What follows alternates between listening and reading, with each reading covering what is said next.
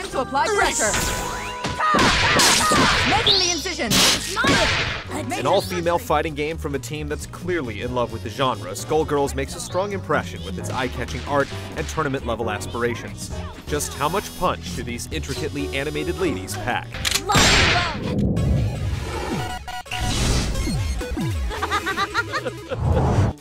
Every fighting game needs some loose justification for its eclectic cast of characters to beat the crap out of each other.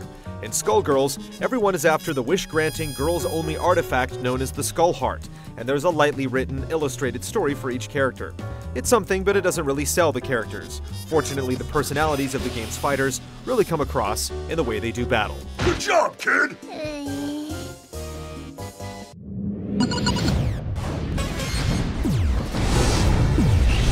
Skullgirls has a few ways to get players into the arena. The modest tutorial mode isn't exactly extensive, but offers great potential benefits to new players by illustrating arcane concepts like high-low mix-ups and tick throws. The story and arcade modes let players test themselves against capable computer challengers with varying difficulty levels, and versus play lets you square off against fellow human beings. Outside story mode, Skullgirls feels like it was designed primarily as a team-based tag fighter. Players can select either one character or a team of 2 or 3. The more characters you have, the weaker each individual will be, but characters that aren't currently on stage will regenerate their life bars and can be called out for assist moves.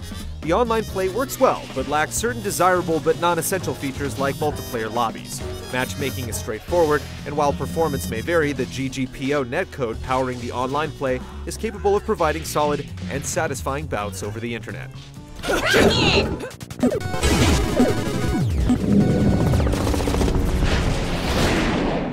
Skullgirls certainly didn't invent the fast, combo-heavy tag team fighting concept, but it serves up a fine example of it. If you've never encountered similarly paced games like Guilty Gear or Capcom's Versus series, you'll find that you have some catching up to do. This is a highly specialized game, and there's no convenient comeback mechanic. Characters use their various moves to attack, counterattack, punish mistakes, push opponents back, and execute elaborate combos that leave their victims helpless and hurting. The cast of 8 Skullcrackers has a lot to offer with some truly standout characters. The irascible Peacock throws everything, including the kitchen sink, at her opponents between popping in and out across the screen causing mischief.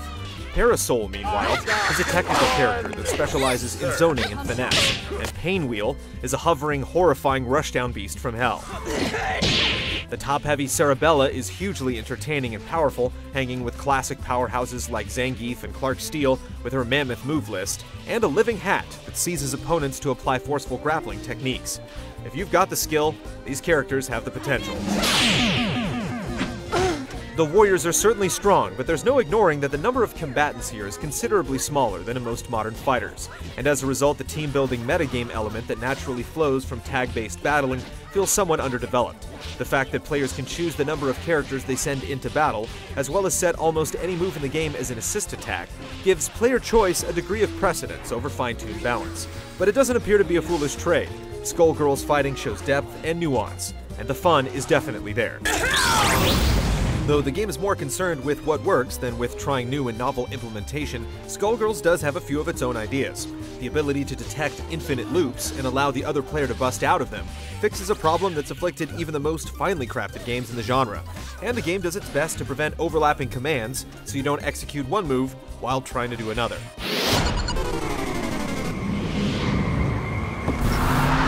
Flaunting what it's got without showing an ounce of shame, Skullgirls invites you to stare at whatever's on screen. Anyone who appreciates 2D animation will likely be impressed. If you can appreciate exuberantly, even lasciviously animated cartoon boobs, you may well be mesmerized.